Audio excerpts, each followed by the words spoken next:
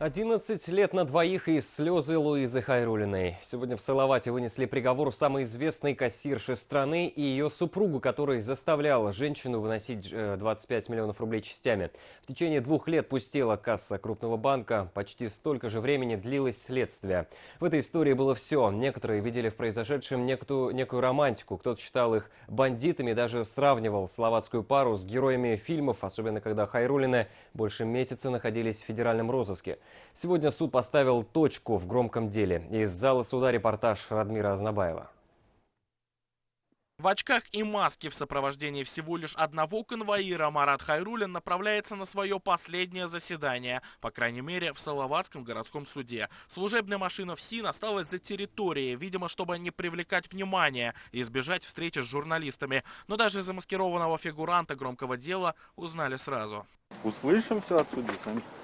Пока он сидит и ждет начала процесса, ее сопровождает из СИЗО усиленный конвой. Луиза Хайруллина сегодня молчит, вопросы журналистов игнорирует. В своем последнем слове женщина просила суд при вынесении приговора быть к ней мягче и учесть, что у нее на иждивение 2 несовершеннолетних детей, один из них больной. Также кассир уверяла, что на совершение преступления ее подтолкнул муж, психологически давил. А Марат, в свою очередь, отрицал это, и вообще он был категорически против версии следствия и якобы не имел отношения к организации преступления. Вину признаю, но единственное, прошу, Ваша честь, рассмотреть мою роль в данном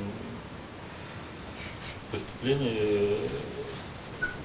Не являюсь организатором. Думала ли при первой встрече Луиза, что их брак закончится на скамье подсудимых, а любовь разрушит ставки на спорт? Ответ однозначный. В течение 2 лет под давлением супруга она выносила деньги из банка, где работала старшим кассиром. И это доказано. Возможно, поэтому Марата наказали строже, чем Луизу. Игроман получил 6 лет колонии общего режима. Луиза на год меньше. Суд не учел ходатайство женщины. Хайруллину Луизу Рамилевну признать виновной в совершении преступления, предусмотренного частью 4 статьи 160 УК РФ, и назначить наказание в виде 5 лет лишения свободы в исправительной колонии общего режима. Хайруллина Марата Фанавиевича признать виновным в совершении преступления и назначить наказание в виде 6 лет лишения свободы в исправительной колонии общего режима. Марата Хайруллина взяли под стражу прямо в зале суда. Полицейские заковали мужчину в наручники во время оглашения приговора.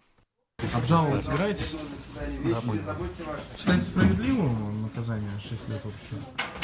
Ну, судья решил. Марат, что с детьми будет? Они же с вами живут, как вы говорили. Давайте без комментариев. Мы без вас все это решим. И давайте оставьте нас в покое все. Ваши съемки все эти. После оглашения Луиза Хайруллина дала волю своим чувствам. Она расплакалась, как услышала приговор. Кроме того, суд постановил супругов возместить ущерб банку, а это 25 миллионов рублей. В судебном заседании Хайруллина вину в совершении данного преступления признала полностью. Ее супруг вину признал в совершении преступления частично. Адвокаты подсудимых приговор никак не прокомментировали. Единственное, они дали понять, что решение Салаватского городского суда будет обжаловано в апелляционном порядке. Радмир Азнабаев, Артур Елаев и Азат Тузбеков. Новости Салават.